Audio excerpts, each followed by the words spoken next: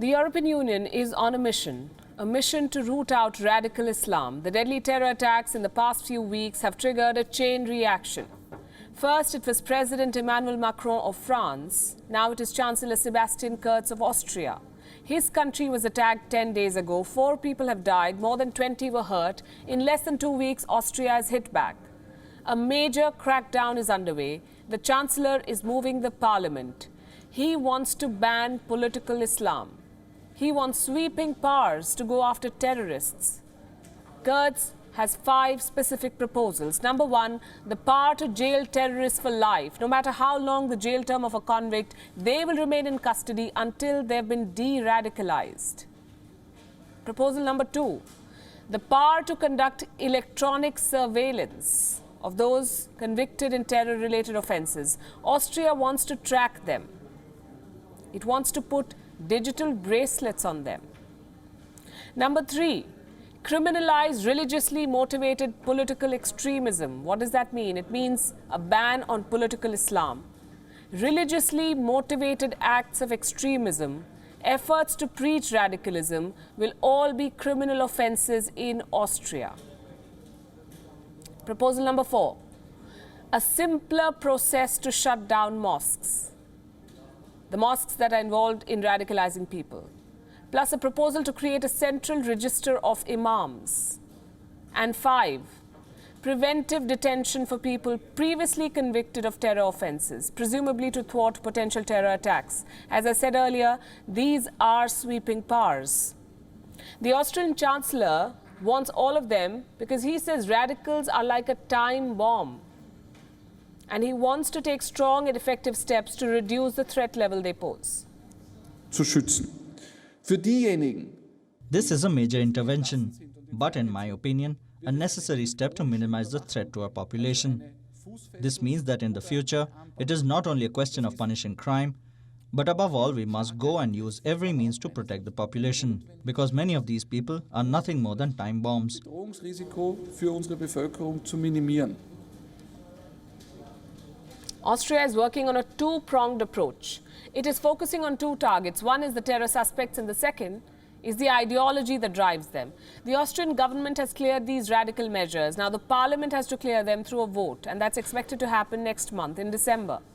And this is not the first time that Austria has been confronted with the threat of Islamism. They've had something called the Islamic law since 1912. More than 100 years.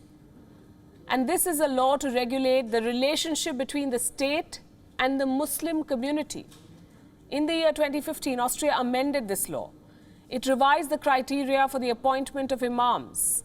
It added a new rule that made it mandatory for imams to know how to speak in German. It also banned foreign funding to Islamic institutions. Now the rest of Europe is trying to do the same. Austria did this 5 years ago, and now the government feels that it needs more powers. Why? Because Austria has high levels of jihadi radicalization. Reports say as many as 300 people from Austria joined the Islamic State.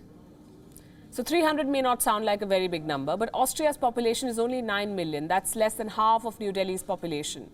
With 300 ISIS fighters, Austria has among the worst records in Europe on a per capita basis. More than 100 of these fighters are still out of the country. Wir haben über 300, We have more than 300 foreign terrorist fighters, of whom nearly 100 have returned. And about 60 have been prevented from leaving the country.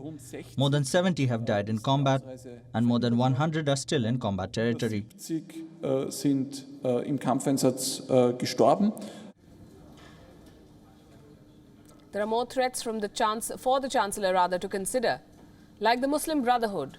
In 2019, Austria banned symbols of the Muslim Brotherhood. 2 years back, 7 mosques were shut. 60 imams, 60, were asked to leave the country. It hasn't been enough, so the government has launched a bigger crackdown. Since the attacks in Vienna, the country's security establishment has been working overtime to dismantle terror networks. On Monday, they carried out a large-scale operation. More than 70 individuals and several organizations were on target. They are allegedly linked to the Muslim Brotherhood. But they've all been put under investigation for a range of crimes, from financial irregularities to terror support. So why are so many suspects being probed when they had no direct link to the Vienna attacks? Because Austria wants to dismantle the entire Islamist infrastructure. Thank you for watching Gravitas on WION's YouTube channel. If you want to stay up to date with what's happening around the world, then subscribe to our channel and don't forget to like and share. Thank you very much for watching WION. World is One.